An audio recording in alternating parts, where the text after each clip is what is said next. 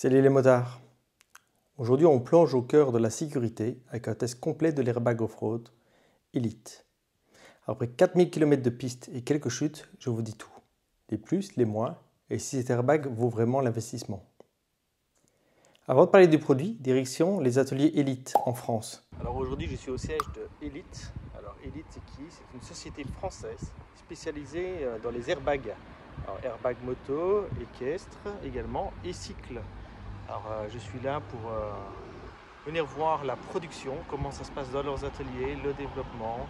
C'est du made in France, hein, tout est fait en local. Donc vraiment un travail artisanal avec chaque airbag qui est testé plusieurs fois ici lors de l'assemblage et de la construction de l'airbag.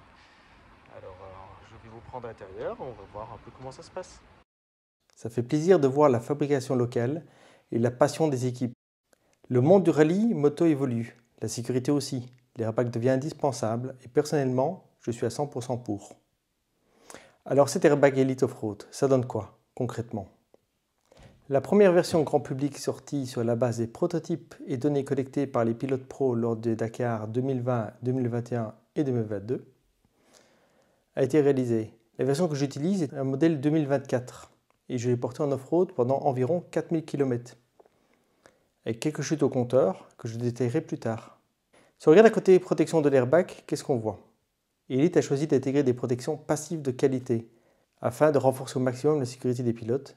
Donc en fait, le gilet airbag Elite Off-Road, c'est un gilet de protection classique avec en plus le système airbag.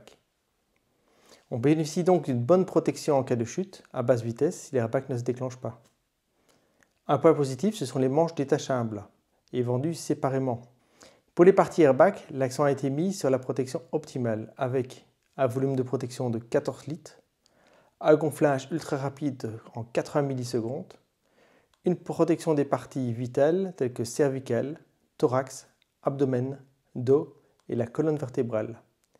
L'airbag Elite inclut la technologie qu'ils appellent Turtle, qui est une protection du dos renforcée et une meilleure répartition de la force des impacts. Et d'un point de vue confort, c'est quoi? Le gilet a clairement été conçu pour des conditions extrêmes du Dakar, durant lesquelles les pilotes vont rouler pendant des heures avec des variations de température considérables. La veste airbag qui se porte sous une veste de rallye classique a donc été pensée pour répondre à ces exigences. Un tissu technique respirant, ultra résistant et élastique qui s'adapte parfaitement à la morphologie et qui s'étire au moment du gonflage. Des manches amovibles, une poche à l'arrière pour mettre une poche d'eau. On peut mettre une poche de 3 litres sans aucun problème. Niveau poids, il faut quand même compter un peu plus de 2 kg, donc c'est pas si léger que ça. Maintenant, quand on l'a sur le dos, les masses sont bien réparties, on ne le ressent pas quand on roule. Alors l'airbag, ça fonctionne avec des cartouches de CO2. Qu'en est-il des cartouches de CO2 sur cet airbag? Alors, l'airbag off-road est équipé de 2 cartouches de 50 cc qui sont indépendantes, ce qui permet de ne pas avoir à changer la cartouche après un premier gonflage. Donc si on a une chute, il va se gonfler. Il va se dégonfler automatiquement, il ne faut pas ouvrir une vanne ou autre, ça se dégonfle vraiment automatiquement. Et il est directement prêt et armé pour se déclencher une deuxième fois au cas où. Donc ça permet vraiment de repartir de suite après une chute et pas perdre de temps. Le signal électronique de cet airbag permet automatiquement la cartouche, donc il n'y a aucune manipulation à faire. Le remplacement des cartouches est facile et simple. On va sur les poches à l'arrière, on ouvre la cartouche. Alors repérer celle qui a pété et celle qui n'a pas pété, c'est facile. Le câble déclencheur s'est détaché de la cartouche, donc c'est vraiment visuel pour voir quelle cartouche a été utilisée par l'airbag. On la dévisse et on revise une nouvelle.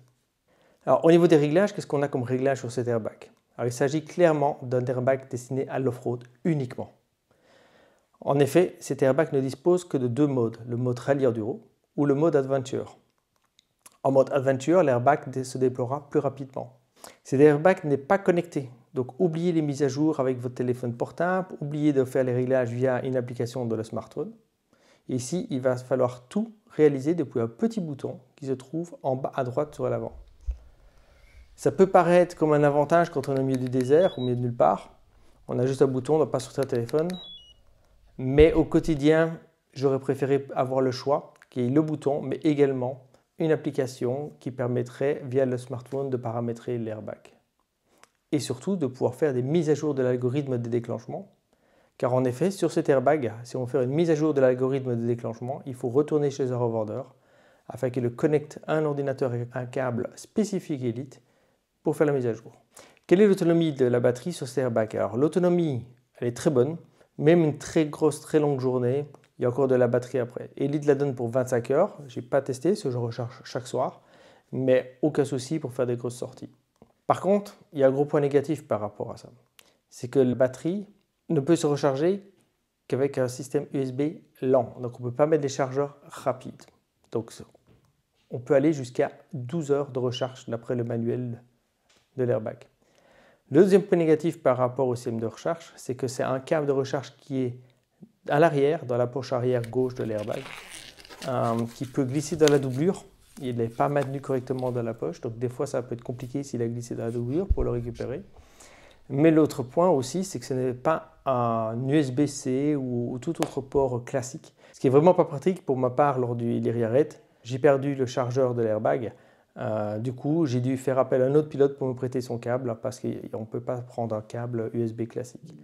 C'est vraiment quelque chose, je trouve, qui doit être amélioré. Alors, qu'en est-il du reconditionnement du gilet après des déploiements? Pour ce qui est du nombre de déclenchements maximum après un reconditionnement, on voit que certains airbags, après X déploiements, doivent le renvoyer chez le constructeur pour le faire conditionner.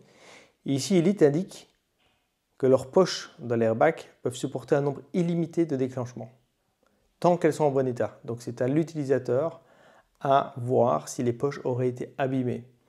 Alors, elles auraient pu être abîmées par exemple avec une coupure quand on accroche des branches ou autre, donc on peut voir le tissu qui se déchirait, la poche peut être en dessous. Par contre, si c'est une soudure de la poche qui a lâché en dessous, c'est impossible de le voir. Et donc c'est ça que dans le manuel de l'airbag, Elite conseille quand même de faire une révision annuelle auprès du fabricant qui coûte 99 €.